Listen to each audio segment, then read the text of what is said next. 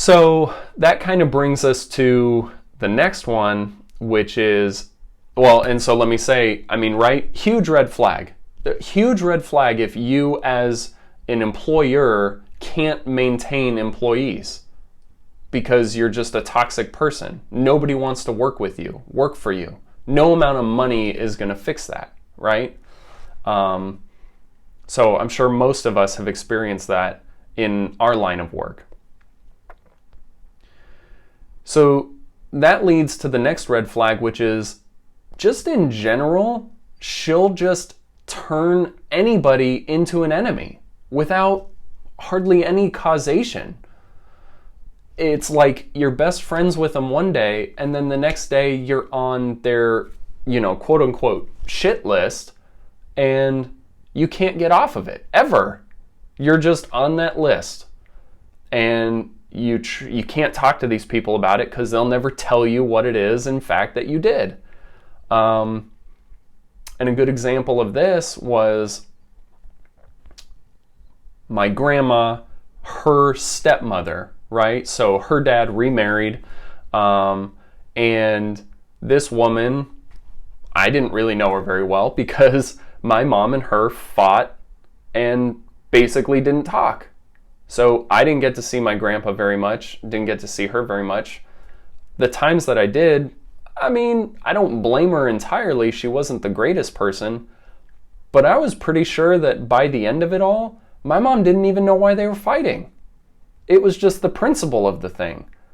And if you're like me, I mean, you see this kind of behavior and you just kind of scratch your head where you're like, what's the point of holding on to all this hatred? And so that's why even now, when I consider that I went no contact with her, sometimes I just feel guilty, and sometimes I'm just a little disappointed that I have to be that extreme, because that's not the kind of person I want to be. I don't want to just be like having contempt for somebody. I want them in my life. I'd prefer to have a relationship, but they make it impossible. So when people just have these extreme levels of hatred for other people and they can't even tell you why, you're just like, okay. So even though I was her son, I would still see sides of this. Again, she would work these long days at work, come home, and some days she'd just take it out on me, even though I didn't do anything wrong. I mean, she'd find a way to make sure, she'd point out something. She could find anything.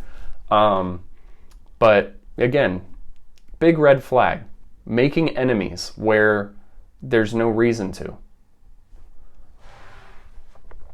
And so this trickles down now to even the last one. It's kind of, so she treats her employees poorly. These are people that are supposed to trust her and work for her and be loyal, right? So she treats them like garbage.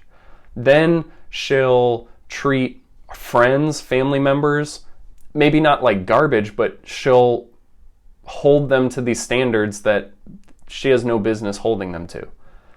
And then on the bottom is, I don't know if you guys have experienced this, service people, waiters, waitresses, people that help you at a store, right?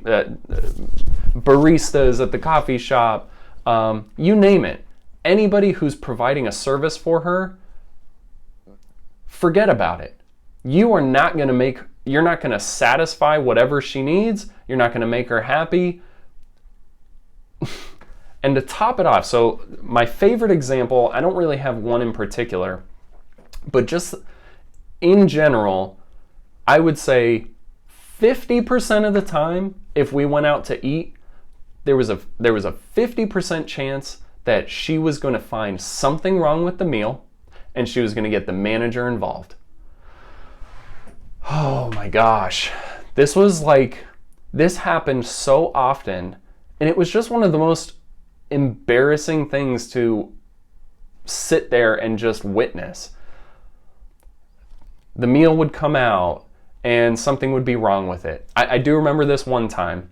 There was like avocado on top of a salad she ordered. And instead of just, right, it comes out, going, oh, I'm sorry, I said no avocado, do you mind?